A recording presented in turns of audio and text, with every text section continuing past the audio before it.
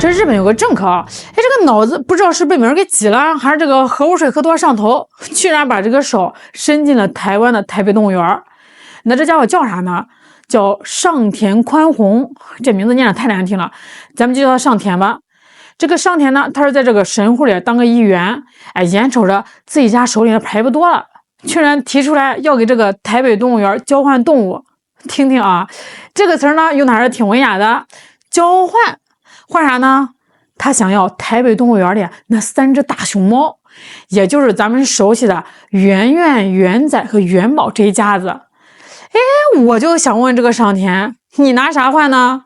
拿神户牛肉换，还是拿你那鞠躬道歉的本事换呀？简直是滑天也是大吉啊！你说这要是碰上那个脾气暴的，不得大耳刮子抽他呀？这事儿啊，这几天在这个网上都炸了锅了啊！日本这帮政客啊，这一次算是把不要脸这3个字演绎到了淋漓尽致的高度。咱得先说说这个日本人，他为啥突然盯着台湾的熊猫不放？难不成是他们没见过熊猫吗？可不是哦，是因为他们慌了啊，真的慌了。咱们把这个日历翻一翻，大家都知道这个熊猫在国外那都是打工皇帝啊，那是咱们借出去的，有租期的。那这几年呢，因为日本那边有些事办的是太不地道了，再加上这个租期到了，咱们的国宝陆陆续都回国养老了。眼瞅着到了2026年的1月下旬，也就是下个月，日本手里面的最后2张王牌大熊猫小小和蕾蕾就要打包行李回家了。这下日本老百姓可就炸锅了。你是不知道这个日本人他对熊猫那个狂热劲儿啊，那是真当祖宗供着。上野动物园门口排队那都是里3层外3层啊！有的日本大老爷们儿看着这个熊猫要走哭的那是鼻涕一把泪一把的，跟失恋了似的。你说按理说怎么没的，你心里还没点数吗？实在不行再找中国政府好好商量商量嘛，态度诚恳一点，认个错服个软，兴许吧还能再谈谈。可是呢，这个日本政府也就是岸田那帮人往后的这一步干的那叫人事吗？这2年天天跟在这个美国屁股后面是喊打喊杀今天在这个台海问题上是指手画脚，明天在这个钓鱼岛上搞小动作，嘴里面是喊着中日友好，手里面拿着刀子捅锅，就这态度咱们能借给他吗？你一边骂我，一边还要撸我的猫，门都没有，窗户都给你堵死。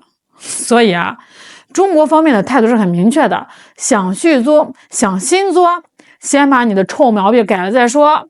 这下日本政客就傻眼了。2026年一来，全日本要是连1只熊猫都看不着，那这帮政客的选票不得哗哗往下掉啊？老百姓不得指着鼻子骂他们无能啊？那在这个节骨眼上，这个叫上田的家伙眼珠子一转，冒出来一堆坏水他想北京那条路走不通，那咱们能不能走这个旁门左道？能不能从这个台湾省下手？这一招叫曲线救国，也叫明抢暗夺。咱们来细品品这个上田的逻辑他在12月16号在这个社交媒体上那叫一个嘚瑟说已经提议案了，要让这个神户和台北互换。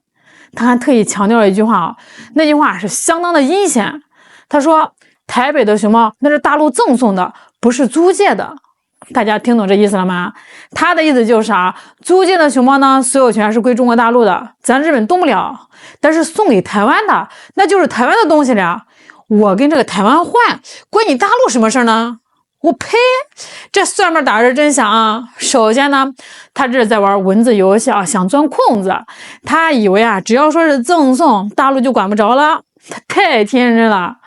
其次呢，这不仅仅是熊猫的事这是政治阴谋，赤裸裸的政治阴谋你想台北动物园和这个神户动物园，如果是正常的业务交流，你偷偷摸摸的联系就算了，你非得大张旗鼓的喊出来，为啥呀？他就是想在这个国际上造成一种假象，把这个台北和神户甚至把这个台湾和日本放在一个国与国的对等位置上交流。他想绕开北京直接跟台湾当局眉来眼去，这就是在变相的搞一中一台，在咱们的红线疯狂蹦迪那上田平时呢，他也是个反华急先锋，之前没少在台湾问题上恶心人。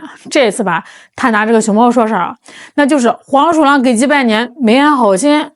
他心里面想的是，一来我把这个熊猫弄来，日本老百姓高兴我就成了大英雄，选票大大的有。这二来呢，我还能恶心一把中国大陆，给台独分子撑撑腰，这一石二鸟多美啊！但是他忘了最重要的一点，这天下是有王法的，这熊猫是有祖国的。那老一辈的朋友可能都记得，2008年那是多么喜庆的一年啊！